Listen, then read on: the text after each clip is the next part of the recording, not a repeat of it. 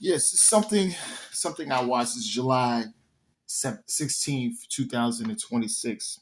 So it's House of Dragon, episode 3, season 3, episode 4. There's a lot going on here. Um Queen Rhaenyra is having very much a lot of difficulty in the aspects of ruling the realm, and is the inexperience she has. And now you're seeing a lot of her self confidence, and is really showing that she really lacks a lot of self confidence, and she is being very vulnerable. Being very vulnerable a lot when she wasn't that way when she was trying to claim the throne. And now that she has it, all her insecurities are really showing. I mean, people saying that this maybe the death of her son. I don't think so. I think it's really showing, even when her son was alive, she really have a really lack of self confidence in herself, and I'm really seeing it manifest even more now. And and I think so. At a certain point, she's lacking a lot of trust in Damon because she knows she doesn't want Damon to have that equal equal level where Damon is her lover and husband, but uh, she really has to always reel and let him know what's her intentions. And even Damon finding out his daughter Raina was on Sheep Stealer, and and that messed him up. And then Raina telling him that she doesn't want to go back and she'll live in exile for the rest of her life because of what she's done. He doesn't want that, but yes, he has no choice. He loves his daughter, and Damon had to bring the head of somebody was just close by and said, "Okay, I got the person that was riding Sheep Stealer and things of that nature." Because the thing was that Damon's dragon, Carrick's disobeyed him and went and smelled Sheep Stealer, and then went to fly over there, and then that's why he found Raina. It's a lot, and you got Ormond Hightower. He's not surrendering, and he's trying to put together something to have eventual war with Rhaenyra. But also in doing that, is the youngest son of Allison Hightower. He's still alive, and even though he tried to do a switcheroo in the last episode, they found out, and he's trying to groom him into possibly most likely being the heir and the next king, and in doing so. So, what for the most part, there's a lot more. I don't really want to tell everything, but this is a good episode. It's a good episode, good transition. I like these transition storyline episodes. Not everything got to be war. Not everything got to be war.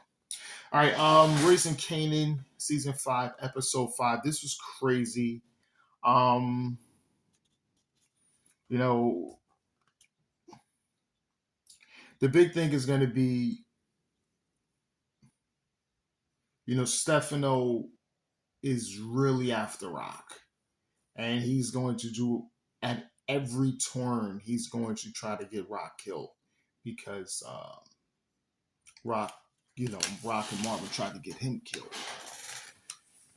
Now, in doing that, her business partner who runs in Manhattan, the Manhattan mob, he told Stefano, "Look, she makes me a lot of money, and if you get her killed, then you're playing with me." And you see that tension, and I think Stefano knows his boundaries, but still, the pride is she can't live. and him talking to Kanan, Breeze, um, just really trying to get someone to initially take out Rock, and that's it's a big thing. Rock is knowing this, but he's playing the cards right, and he even talked to Flossie, the woman that's working with Rock as well, and there's a lot going on. There's a lot going on. Juke is now working with Marvin exclusively, trying to move weight so she could pay off this cop because she's really getting close to who killed Famous, and they're saying the feds. And then now this is going to connect Snaps and Pops actually being the ones that killed Famous, which we'll most likely see because Breeze isn't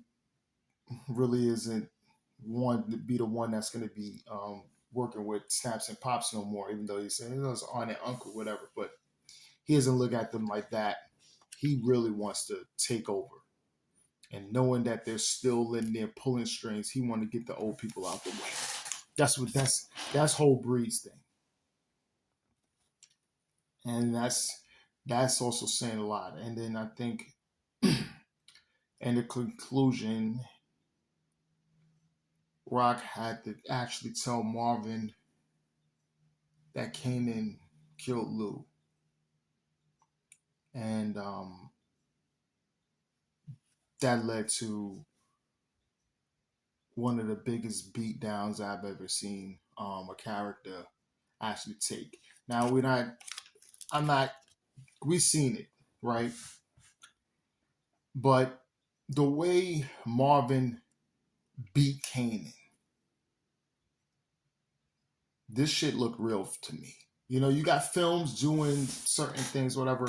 No, this beating looked real. This looked like the actors, they just told them, look, just do it for real. And we'll pay for any other, because he looked like he beat the living shit out of him.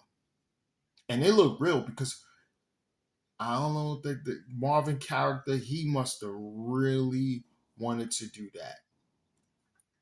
And that right there, it looked, he beat the living shit out of Kanan. I mean, he beat the shit out of him. And that was insane. Insane. But yeah, that was it. And the last thing I'm talking about was X-Men Season 2, Episode 5. Listen,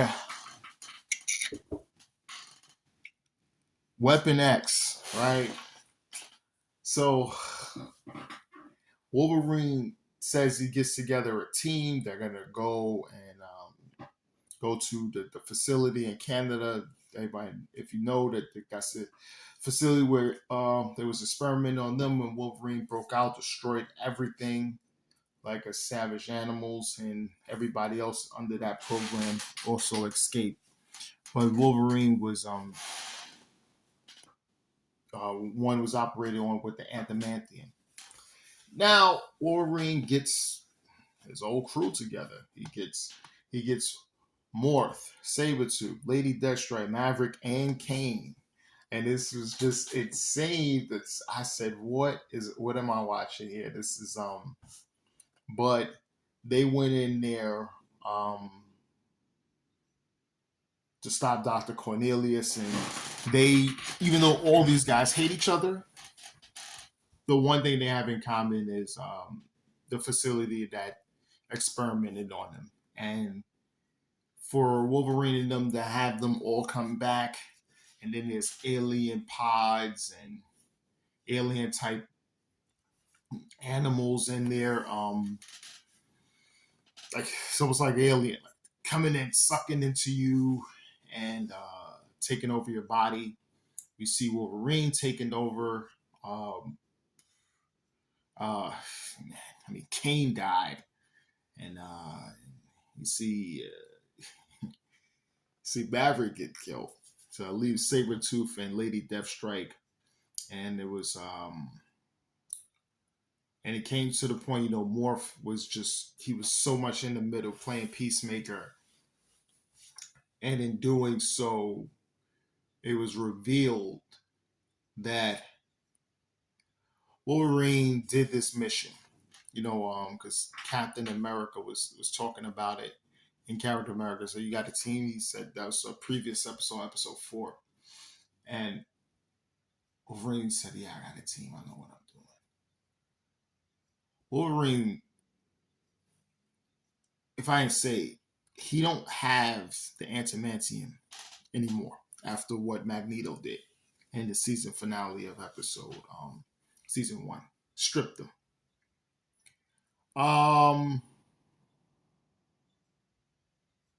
Wolverine's plan was to go in there and inject himself to have the adamantium back into his bones. No one knew about that. Not even Morph. And that was the ultimate deception, that he did it, almost getting Lady Deathstrike and Sabretooth killed, who was so pissed off and upset with him when he did it, because he just feels that, him having bones, he can't slice through or kill, because if you've seen anytime he'll stab somebody, the bones is cut. He can't slice or cut through anyone. And Wolverine just didn't feel like himself. And in doing so, he got together the most hated people, and in doing that, almost get them all killed. And that was just a real grimy thing Wolverine did. And Morph really had to really look at him differently. I think he's still, even though Morph helped him, Morph really looks at Wolverine different for doing that. That trust right there is really out the window, because what Wolverine did was crazy. But that's all I got. It's Pretty Boy Laker, and I'm out.